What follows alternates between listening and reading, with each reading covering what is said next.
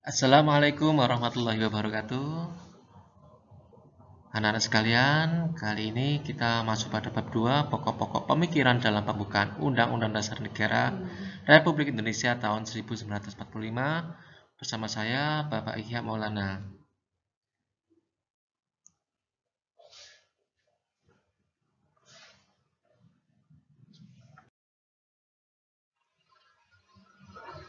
Makna alinea pertama pembukaan Undang-Undang Dasar 1945. Makna dari alinea pertama tersebut adalah sebagai berikut. Pertama, menunjukkan keteguhan dan kuatnya pendirian bangsa Indonesia menghadapi masalah kemerdekaan. Yang kedua, adanya aspirasi bangsa Indonesia untuk membebaskan diri dari penjajahan.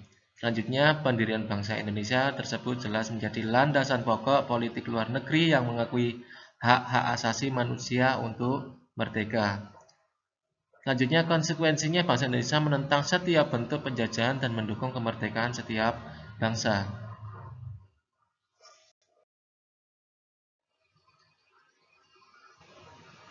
Makna pokok-pokok pikiran pertama pembukaan Undang-Undang Dasar 1945. Pertama, menghormati dan melaksanakan Undang-Undang Dasar 1945. Selanjutnya, menghayati dan menyadari manfaat dari Undang-Undang Dasar 1945. Selanjutnya, mengkritisi penyelenggaraan negara tidak sesuai dengan Undang-Undang Dasar 1945. Selanjutnya, mematuhi setiap aturan yang terdapat pada Undang-Undang Dasar 1945. Selanjutnya, berpartisipasi secara aktif dalam menjalankan Undang-Undang Dasar 1945. Selanjutnya, menghargai upaya yang dilakukan oleh para mahasiswa dan para politisi yang dengan gigih memperjuangkan reformasi tatanan kehidupan bernegara yang sesuai dengan Undang-Undang Dasar 1945.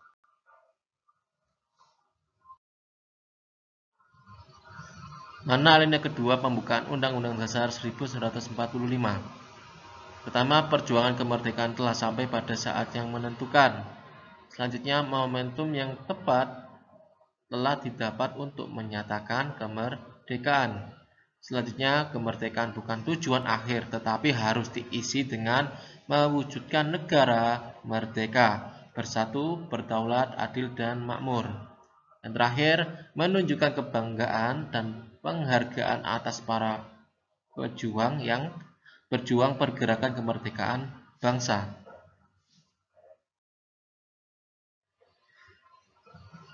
Mana pokok pikiran kedua pembukaan Undang-Undang Dasar 1945?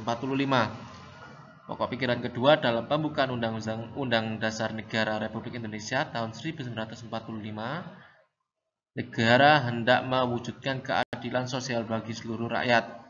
Pokok pikiran kedua ini menempatkan suatu tujuan atau cita-cita yang ingin dicapai dalam pembukaan dan merupakan suatu causa filis atau sebab tujuan sehingga dapat menentukan jalan serta aturan yang harus dilaksanakan dalam Undang-Undang Dasar untuk sampai pada tujuan tersebut dengan modal persatuan.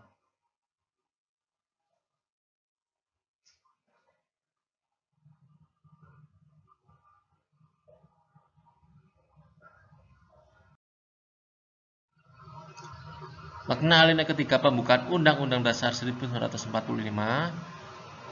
Pertama, pengakuan bangsa Indonesia akan kekuasaan dan rahmat Tuhan Yang Maha Esa, memuat motivasi spiritual yang dimiliki bangsa Indonesia dalam merebut kemerdekaan. Yang terakhir, pernyataan kemerdekaan Republik Indonesia.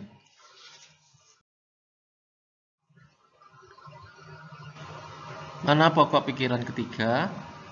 Pokok pikiran ketiga dalam pembukaan Undang-Undang Dasar Negara Republik Indonesia tahun 1945 menyatakan bahwa negara yang berkedaulatan rakyat berdasarkan atas kerakyatan dan permusyawaratan atau perwakilan.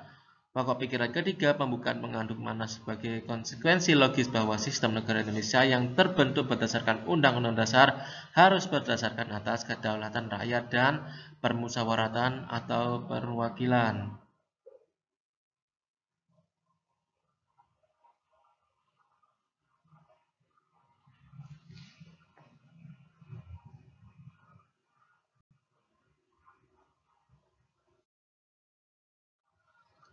Mana alinea keempat pembukaan Undang-Undang Dasar 1945?